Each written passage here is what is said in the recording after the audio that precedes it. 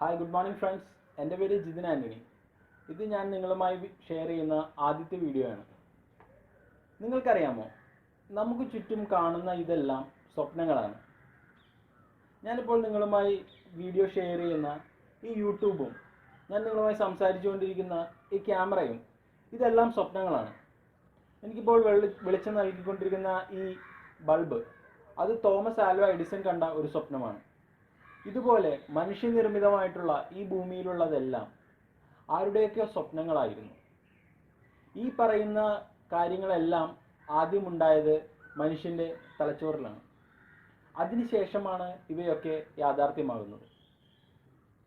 എങ്ങനെയാണ് ഈ സ്വപ്നജീവികളൊക്കെ അവരുടെ സ്വപ്നങ്ങൾ യാഥാർത്ഥ്യമാക്കിയത്?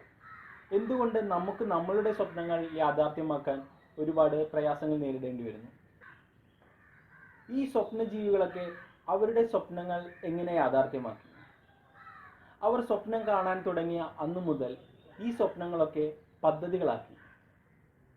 ഓരോ ദിവസവും അവർ അവരുടെ സ്വപ്നത്തിലേക്ക് അവരുടെ ജീവിതത്തിനെ വളർത്തി. അവർ നിരന്തരം പരിശ്രമിച്ചുകൊണ്ടിരുന്നു. രാവുകൾ പകലുകളാക്കി അവർ പരിശ്രമിച്ചു.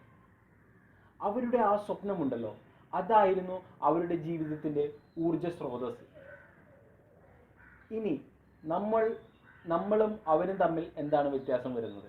നമ്മൾ ടി വി കണ്ടും മൊബൈലിൽ കളിച്ചുമൊക്കെ സമയം ചിലവഴിച്ചപ്പോൾ ഈ പറഞ്ഞവർ അവർ നൂതനമായ ആശയങ്ങളുണ്ടാക്കി. അവർ അതിനുവേണ്ടി പരിശ്രമിക്കാൻ തുടങ്ങി. അവർ പരാജയം നുണഞ്ഞു. പലകുറി അവർ പരാജയപ്പെട്ടപ്പോഴും അവർ അവരുടെ സ്വപ്നങ്ങളെ വിട്ടുകളഞ്ഞില്ല.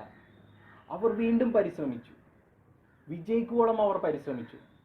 സ്റ്റീവ് ജോബ്സും വാരൻ ബഫറ്റും ബിൽ ഗേറ്റ്സും സുന്ദർ പിച്ചയും ഇവരൊക്കെ ചരിത്രം സൃഷ്ടിച്ചപ്പോൾ നമ്മളൊക്കെ ഉറങ്ങുകയായിരുന്നു. ഈ ഉറക്കം വിട്ടുണരണം നമ്മൾ. കാരണം ഈ ലോകം പരിശ്രമികൾക്കും സ്വപ്നം കാണുന്നവർക്കും വേണ്ടിയുള്ളതാണ്. ഇനി എന്താണ് നിങ്ങളുടെ സ്വപ്നം? നിങ്ങളുടെ ഹൃദയം എന്തിനു വേണ്ടി അധികമായി തുടിക്കുന്നുവോ അതാണ് നിങ്ങളുടെ സ്വപ്നം. അതൊന്നും ചെയ്യാനുള്ള കഴിവില്ല. ഞാനിനി ഇതിനൊക്കെ ഇറങ്ങി തിരിച്ചു കഴിഞ്ഞാൽ നാട്ടുകാരെന്തായിരിക്കും പറയാൻ പോണത്? എൻ്റെ വീട്ടിൽ നിന്ന് പറയുന്നത് ഇത് ചെയ്യണ്ടെന്നാണ്. ഇങ്ങനെ നിങ്ങൾ പറഞ്ഞ് ഇല്ലായ്മ ചെയ്ത ആ ഒരു വലിയ കാര്യമായിരിക്കാം നിങ്ങളുടെ സ്വപ്നം. അതെ, നിങ്ങൾക്കും ഉണ്ടായിരുന്ന ഒരു സ്വപ്നം. സ്വപ്നങ്ങൾ ഉണ്ടാകുമ്പോൾ വലിയ സ്വപ്നങ്ങൾ ഉണ്ടാവണം. വർഷങ്ങളുടെ പ്രയത്നഫലം കൊണ്ട് മാത്രം നമ്മൾക്ക് നേടിയെടുക്കാനാവുന്ന ഒന്നാവണം നമ്മളുടെ സ്വപ്നം. ഇനി നിങ്ങൾ സ്വപ്നങ്ങളില്ലാത്തവരാണോ? എങ്കിൽ ഈ തിരക്കിൽ നിന്നൊക്കെ മാറി നിങ്ങൾക്ക് വേണ്ടി കുറച്ച് സമയം കണ്ടെത്തൂ. നിങ്ങൾ നിങ്ങളുടെ ഉള്ളിലേക്ക് തന്നെ നോക്കൂ. അപ്പോൾ നിങ്ങൾക്ക് തിരിച്ചറിയാനാവും എന്തായിരുന്നു നിങ്ങളുടെ സ്വപ്നമെന്ന്.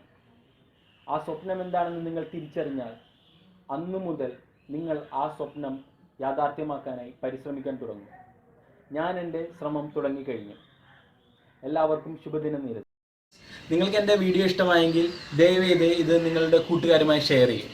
Thank you.